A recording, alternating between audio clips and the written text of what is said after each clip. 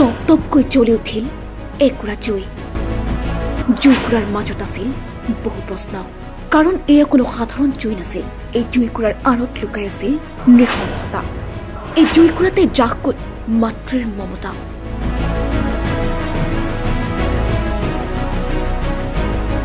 শেষ হৈ গ'ল মানৱতা শেষ হৈ গ'ল এটা জীৱন কুলাংকাৰ পুত্ৰই শেষ কৰি পেলালে নিজ মাতৃক মাতৃ দিৱসৰ দিনাই আমগুৰিত ভয়ংকৰ কাণ্ড শুনিলে গাৰ নোম শিয়ৰি উঠিব আপোনাৰো নিজ পুত্ৰৰ নৃশংসতাৰ বলি হ'ল মাতৃ চোতালতে খৰি জাপি মাতৃক জ্বলাই দিলে পুত্ৰই মানৱ এইটো কি কৰিছ তই বোলে মোৰ মাক বোলে মই জ্বলাই দিছোঁ কিমান নিষ্ঠুৰ হ'লে নিজ মাতৃৰ সৈতে সন্তানে কৰিব পাৰে এনে নৃশংস কাণ্ড কিয় মাতৃৰ প্ৰতি ইমান আক্ষেপ আছিল পুত্ৰৰ জীৱনদাত্ৰী মাতৃক কেনেকৈ দিব পাৰে ইমান যাতনা এই প্ৰশ্ন এতিয়া উত্থাপন হৈছে বহুজনৰ মাজত পুত্ৰক লৈ চাগে কিমান যে সপোন আছিল মাতৃৰ কিন্তু সেইজন পুত্ৰই মাতৃৰ সৈতে কৰিলে এনে নৃশংস কাণ্ড চোতালতে জ্বলাই দিয়া মাতৃয়ে চাগে কিমান যে যন্ত্ৰণা অনুভৱ কৰিছিল জুইকুৰা জ্বলি উঠাৰ লগে লগে মাতৃয়ে চাগে কিমান যে চটপটাইছিল প্ৰাণ ৰক্ষাৰ বাবে চাগে কৰিছিল আপ্ৰাণ চেষ্টা কিন্তু পুত্ৰই খৰি জাপি নিজ মাতৃৰ জীৱন শেষ কৰি পেলালে ঘটনাৰ স্থান আমগুৰি মানৱ সমাজক লজ্জানত কৰা এই অমানৱীয় কাণ্ড এতিয়া জোকাৰি গৈছে সমগ্ৰ ৰাজ্য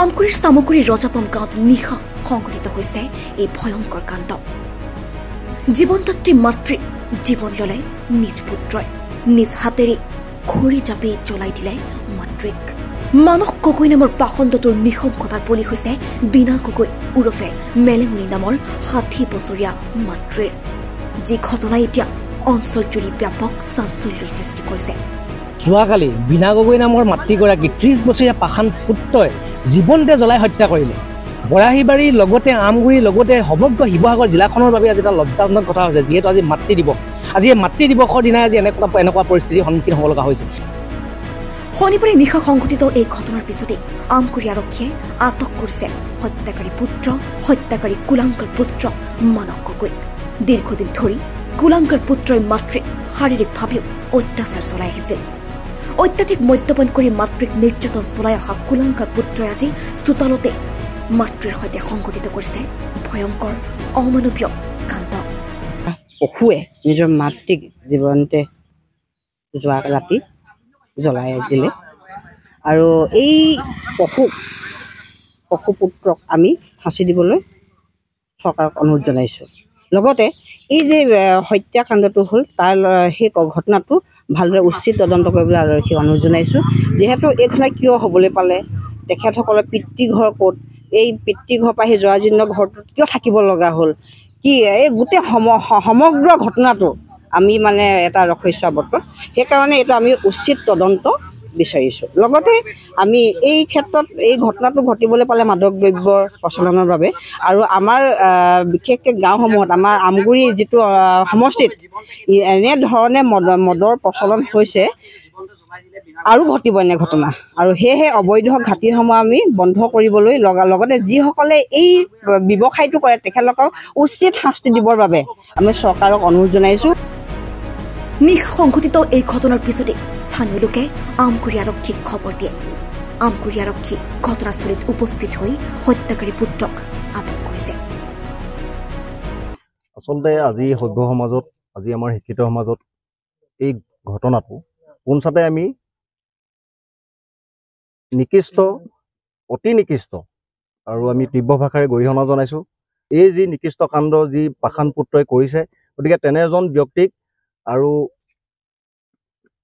আমি এটাই বিচাৰিছোঁ আশা কৰিছোঁ ৰাইজে যে তেনে এজন ব্যক্তিক ফাঁচি আৰু তাৰ বাহিৰে আৰু আমি বেলেগ শাস্তি বিচৰা নাই কাৰণ ভৱিষ্যতে যদি এনেকুৱা কিছু ঘটনা ঘটিবলৈ হয় ইয়াৰ এটা নিদৰ্শন হ'ব গতিকে আমি এনেকুৱা এটা নিদৰ্শন আমি ৰাইজে আশা কৰা নাই গতিকে আমি তেখেতৰ আমি ফাঁচি দাবী কৰিছোঁ আমি এনেই শুনামতেতো মদ পানী খায় গতিকে মদ পানী খাই তেখেতসকলে মাক পুতেকে যিহেতু থাকে এনেই আমি এই ৰাস্তাই অহা যোৱা কৰোঁতে প্ৰায় আমি শুনো যে ইয়াত কিবা এটা মানে মাক পুতেকৰ মাজত বাক বিতংগতা চলি থাকে হৈ হাল্লা চলি থাকে আমি প্ৰায় মানে স্থানীয় ৰাইজে আমি এই দৃশ্যবিলাক বা এনেকুৱা কিছুমান কথোপকথন আমি প্ৰত্যক্ষভাৱে হওক বা পৰোক্ষভাৱে হওক আমি জানিবা শুনি আহিছোঁ। মানে সেইডোখৰত একুৰা জুই জ্বলি থকা অৱস্থাত এজন বাইক আৰোহীয়ে মোৰ মানে আমাৰ নামঘৰ পৰিচালনাৰ আজি ভাওনা ৰিহাৰ্চেল কৰি থকা অৱস্থাত তেখেতে গৈ মোক মানে ক'লে সেই তাত একুৰা জুই জ্বলি আছে, গতিকেলৈ আপুনি এবাৰ চেক কৰি আহক।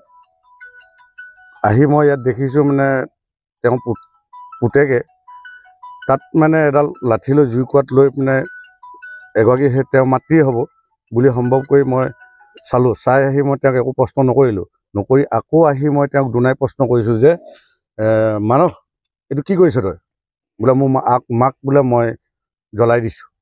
কিয় জ্বলালি তই মাক? নহয় বোলে মা জ্বলাই দিছোঁ বোলে। বোলে তই কিয় কাৰণে জ্বলালি? মই জ্বলাই দিছোঁ। ইমানে কোৱাৰ পাছত মই আৰু তৰ্ক নকৰি ৰিটাৰ্ণ ঘূৰি মই প্ৰশাসনক খবৰ দিছোঁ। কাৰণ কিয় এটা এগৰাকী মাতৃক যেতিয়া নেকি এটা পুত্ৰই ইয়াত জ্বলাই দিছে, কাৰণ বিভিন্ন ধৰণৰ ইয়াত মানুহ আছে, সেই মানুহখিনিক যাতে নভচাক বুলি মই প্ৰশাসনৰ সহযোগত প্ৰশাসনক মই খবৰ দিলোঁ। প্ৰশাসন আহিলে, প্ৰশাসনৰ স্পটত পাইছে যে প্ৰশাসনে কি সিদ্ধান্ত কৰে প্ৰশাসনে কৰিব। এইটো দেখা নাই, কিন্তু জুই জ্বলি থকা অৱস্থাত পাইছোঁ। পুতেক ওচৰতে ৰৈ আছে। সম্পূৰ্ণ জ্বলাইলে দেখিছে আপোনালোকে। মানস গগৈ। মাকৰ নামটো বিশেষ মই নাজানিম। ৰজাপাম দিবলপুৰ। তাৰমানে দুইটাৰ মাজত পৰিছে। কি কাৰণে হ'ব পাৰে ঘটনাটো? কি কাৰণে হ'ব পাৰে মানে বিশেষ ল'ৰাজনে মদ পানী খাই অলপমান উদ্ভতানি কৰিছে, আৰু দুই একেও মানে এই ৰাস্তাই অহা যোৱা কৰি থাকোঁতে দেখেও মাৰপিট কৰা মাকক। পৰিস্থিতিটো সেইটোৱে হ'ব। কি লাগিছে মাক আৰু পুতেকৰ মাজত, সেইটোতো আমি ক'ব নোৱাৰিম। মানসিকভাৱে বিকাৰগ্ৰস্ত আছিল ল'ৰাটো? মানসিকতা এইভাগে একো নাই, কিন্তু কৰ্ম কৰি মাক পুতেক দুইটাই খাই থাকে আমি দেখাত। ঘৰত অকল মাক আৰু পুতেক। আগতো এনেকৈ হাই হুলস্থুল কৰি থাকে, কিন্তু আজি তেওঁ নিজৰ মাকক নিজে জ্বলাই দিছে। মানে কি কেনেকে জ্বলালে কি কৰিলে, কিন্তু জুই কোৱা জ্বলি থকা অৱস্থাতে আমি পাইছোঁ। ইভাগে একো আমি গম নাপাওঁ। জ্বলি থকা অৱস্থাত দেখিছোঁ, দেখি আমি লগালগ প্ৰশাসনক সহযোগ কৰি প্ৰশাসনক মাতি আনি আৰু প্ৰশাসনে স্পটত পাইছে, আৰু পাই ল'ৰাটোক লগে লগে ধৰি প্ৰশাসনে জব্দ কৰিছে। গৌৰীসাগৰৰ পৰা ছাদ্দাম আলীৰ ৰিপৰ্ট, সচ দ্য ৰিয়েলিটি।